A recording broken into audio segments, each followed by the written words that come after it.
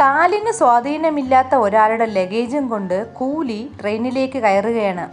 അങ്ങനെ സ്വാധീനക്കുറവുള്ളവർ മാത്രം യാത്ര ചെയ്യുന്ന കമ്പാർട്ട്മെൻറ്റിലാണ് കയറുന്നത്. ലഗേജ് കൊണ്ടുചെന്ന് ബെർത്തിനടിയിൽ വയ്ക്കാൻ നോക്കുമ്പോഴാണ് അവിടെ വേറൊരു സാധനം ഇരിക്കുന്നു. ഇതെന്തെന്ന് നോക്കി ആ കൂലി ലഗേജ് ഇട്ടെറിഞ്ഞ് ഒരൊറ്റ ഓട്ടമാണ് നിലവിളിച്ചുകൊണ്ട് ട്രെയിനിൽ നിന്നും. എന്തെന്നല്ലേ, അത് കണ്ടവിടെ ഒരുപാട് ആൾക്കാർ കൂടുകയും ചെയ്തു. ആ സംഭവത്തിലേക്ക് നമുക്കൊന്ന് പോകാം. എൻ്റെ പേര് ഷീജ. ക്രൈം ത്രില്ലർ സ്റ്റോറീസ് കേൾക്കാൻ താല്പര്യമുള്ളവരാണ് നിങ്ങളെങ്കിൽ എൻ്റെ ഈ ചാനൽ ഒന്ന് സബ്സ്ക്രൈബ് ചെയ്യണേ. ഈ വീഡിയോയ്ക്ക് ഒരു ലൈക്കും തരൂ. Welcome back to Sheeja's creations. ഗുജറാത്തിലെ ഉത്പല എന്ന നഗരത്തിൽ എല്ലാവരും അവരവരുടെ കാര്യം നോക്കി സന്തോഷമായിട്ടിരിക്കുമ്പോൾ ഒരു കുടുംബത്തിന് മാത്രം ഒരു സന്തോഷവുമില്ല. ആ കുടുംബത്തിൽ എല്ലാവരും വിഷമിച്ചിരിക്കുകയാണ്. അവരുടെ വിഷമത്തിന് കാരണം 19 വയസ്സുള്ള അവരുടെ മകൾ ട്യൂഷൻ കഴിഞ്ഞ് ഇതുവരെ എത്തിയിട്ടില്ല എന്നതാണ്. ഫോൺ വിളിച്ചെങ്കിലും സ്വിച്ച് ഓഫ് എന്നാണ് പറയുന്നത്. മറ്റുള്ള ഫ്രണ്ട്സിനോടൊക്കെ വിളിച്ചന്വേഷിച്ചപ്പോൾ അവർ പറഞ്ഞത് ട്യൂഷൻ കഴിഞ്ഞ് നേരത്തെ പോയി എന്നാണ്. ഒരു കൂട്ടുകാരി പറഞ്ഞത് അവൾ എന്നെ ഫോൺ വിളിച്ചുകൊണ്ടാണ് നടന്നത്, പക്ഷെ പെട്ടെന്ന് ഫോൺ കട്ട് ചെയ്തു. ഇത് കേട്ട മാതാപിതാക്കൾക്ക് തങ്ങളുടെ മകൾക്ക് എന്തോ സംഭവിച്ചിട്ടുണ്ടെന്ന് ഉറപ്പായി. ഉടനെ തന്നെ വീട്ടുകാർ ഈ പെൺകുട്ടിയെ അന്വേഷിച്ച് ഇറങ്ങുകയാണ്. ഒരു റെയിൽവേ ക്രോസിനടുത്ത് മകളുടെ ചെരുപ്പ് ഈ മാതാപിതാക്കൾ കണ്ടു. ഈ റെയിൽവേ ക്രോസിനോട് ചേർന്നിട്ട് ഒരു മൺറോഡിന് സൈഡായിട്ടാണ് ഈ ചെരുപ്പ് കിടക്കുന്നത്. ഈ മൺറോഡ് ചെന്ന് അവസാനിക്കുന്നത് ഒരു തൊടിയിലോട്ടും. ആ തൊടിക്കുള്ളിലോട്ട് നെഞ്ചെടുപ്പോടെ ഇറങ്ങിയ ആ അച്ഛനമ്മമാർ കാണുന്നത് അവിടെ ഒരു മാവിൻ ചുവട്ടിൽ ഒരു ശരീരം കിടക്കുന്നതാണ്. അടുത്തു ചെന്ന് നോക്കിയപ്പോൾ അത് അവരുടെ മകളായിരുന്നു. പക്ഷെ ആ പെൺകുട്ടിക്ക് ജീവനുണ്ടായിരുന്നില്ല.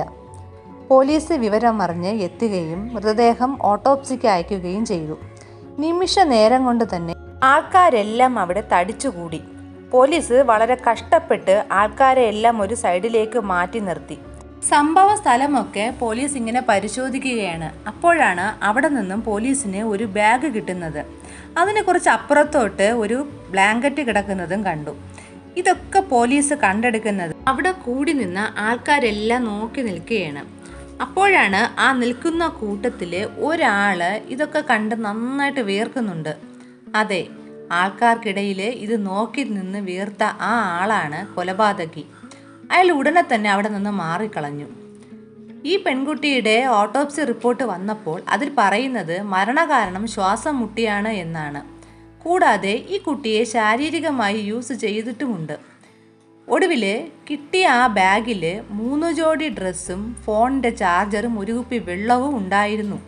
ഇതിൽ നിന്നും ഇയാൾ ഇവിടുത്തുകാരനല്ല എന്ന് പോലീസിന് മനസ്സിലായി. റെയിൽവേ സ്റ്റേഷൻ്റെ അടുത്ത് ഈ സംഭവം നടന്നതുകൊണ്ട് തന്നെ അവിടുത്തെ CCTV ഒക്കെ പരിശോധിച്ചപ്പോൾ ഒരാൾ ബ്ലാങ്കറ്റ് മൂടിക്കൊണ്ട് നടക്കുന്നത് അതിൽ കണ്ടു.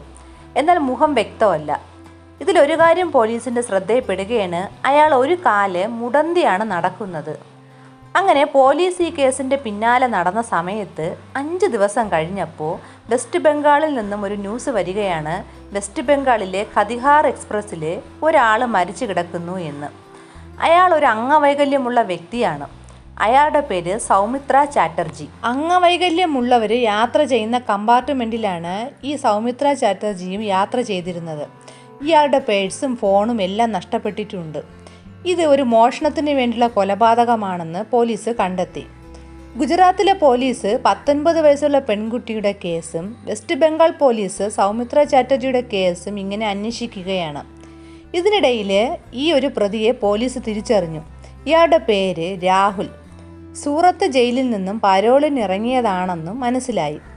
ഇനിയിപ്പോൾ പെട്ടെന്ന് തന്നെ പ്രതിയെ പിടിക്കാമെന്ന് പോലീസ് കരുതുകയാണ്. പോലീസ് 10 ടീമായിട്ട് തിരിഞ്ഞ് അന്വേഷിക്കുകയാണ്.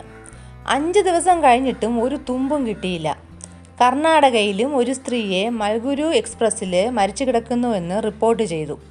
45 വയസ്സുള്ള രമണമ്മ എന്ന സ്ത്രീയാണ് മരിച്ചു കിടക്കുന്നത്. കില്ലർ രമണമ്മയെ ബെർത്തിനടിയിൽ തിരികെ വച്ചിരിക്കുകയായിരുന്നു. അടുത്ത സ്റ്റേഷനിൽ വണ്ടി നിർത്തിയപ്പോൾ ആ കമ്പാർട്ട്മെൻറ്റിൽ കയറിയ മറ്റൊരു യാത്രക്കാരൻ്റെ സാധനങ്ങൾ വയ്ക്കാൻ കൂലി അകത്ത് കയറി ബെർത്തിനടിയിലേക്ക് ലഗേജ് വയ്ക്കാൻ നോക്കുമ്പോഴാണ് ഈ ഒരു ബോഡി കാണുന്നത്. 3 കേസ് നടന്ന് ആഴ്ചകൾ പിന്നിട്ടിട്ടും യാതൊരു പുരോഗതിയും ഉണ്ടായില്ല. ഇതിൽ ആദ്യത്തെ കൊലപാതകം നടന്ന, അതായത് 19 വയസ്സുള്ള പെൺകുട്ടിയുടെ കേസ് അന്വേഷിച്ച ഗുജറാത്ത് പോലീസ് ഏതാണ്ട് പ്രതിയിലേക്ക് എത്തിയിരുന്നു.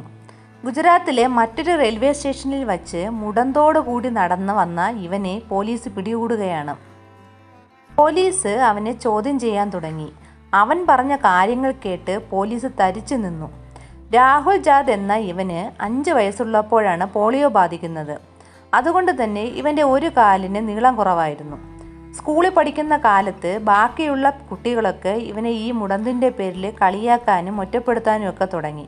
ഇത് സഹിക്കാനാകാതെ രാഹുൽ പഠിത്തം നിർത്തി. വലുതായപ്പോൾ രാഹുലിന് ലോറി ഡ്രൈവർ ആകാനായിരുന്നു ഏറെ ഇഷ്ടം. പക്ഷെ കാലിൻ്റെ വലിപ്പക്കുറവ് ഈ ആഗ്രഹത്തിന് വിലങ്ങുതടിയായി നിന്നു. ഈ ആഗ്രഹം നടക്കാത്തതിൽ പിന്നെ അവൻ സന്തോഷം കണ്ടെത്തിയത് ലോറി മോഷണത്തിലൂടെയാണ്. ഈ മോഷണത്തിൻ്റെ പേരിൽ ഇടയ്ക്കിടെ രാഹുൽ ജയിലിലായി.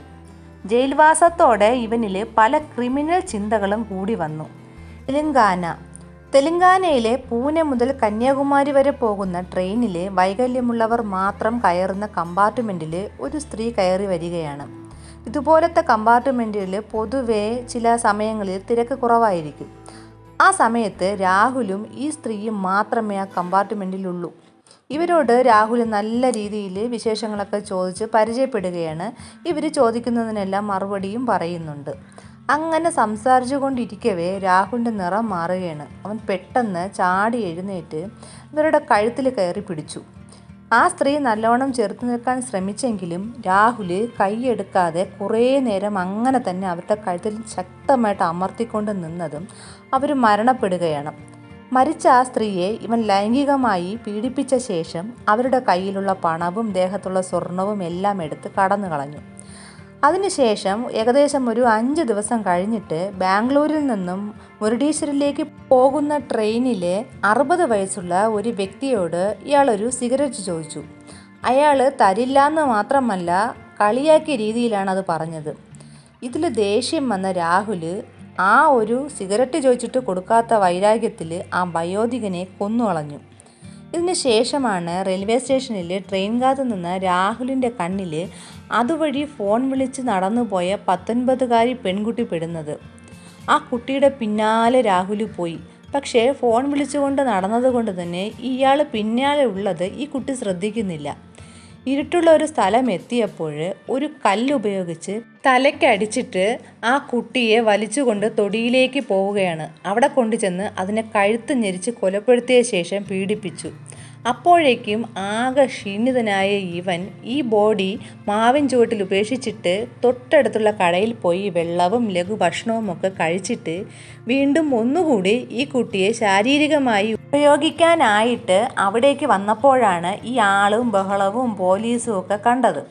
ഇതിന് ശേഷം ഇവിടുന്ന് പോയ വഴിയാണ് ബാക്കി കുറ്റകൃത്യങ്ങളും ചെയ്തത്. ശരിക്കും പറഞ്ഞാൽ ഈ രാഹുൽ ജാദ് എന്ന് പറയുന്നവൻ ജയിലിൽ പോയി അവിടെ കിട്ടിയ കൂട്ടുകെട്ട് കൊണ്ടാണോ ഇവന് ഇത്രയും ക്രിമിനൽ വാസന ഉണ്ടായതെന്ന് അറിയില്ല. പക്ഷേ എന്തു തന്നെ ആയാലും ചില കുറവുകളിൽ കൂടെ ജീവിച്ച അയാൾ പല സന്തോഷങ്ങളും കണ്ടെത്തിയത് കുറ്റകൃത്യങ്ങൾ ചെയ്തിട്ടായിരുന്നു. ഈ ഒരു സംഭവത്തിനെ പറ്റിയുള്ള നിങ്ങളുടെ അഭിപ്രായം എന്തെന്ന് കമൻറ്റ് ചെയ്യൂ. പുതിയൊരു ക്രൈം ത്രില്ലർ സ്റ്റോറിയുമായി വീണ്ടും വരാം. Thanks for watching.